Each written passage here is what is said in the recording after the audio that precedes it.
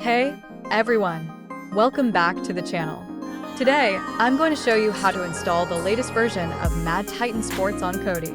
This add-on is perfect for streaming live sports, replays, live TV, movies, and more. Open Kodi. Click the gear icon. Go to System Settings, Add-ons. Enable unknown sources. Click Yes. This allows third-party add-ons to be installed. Go back to System Settings and select File Manager. Click Add Source, select None. Type http://magnetic website/repo and name it Magnetic. Click OK. Go to Add-ons from the main menu.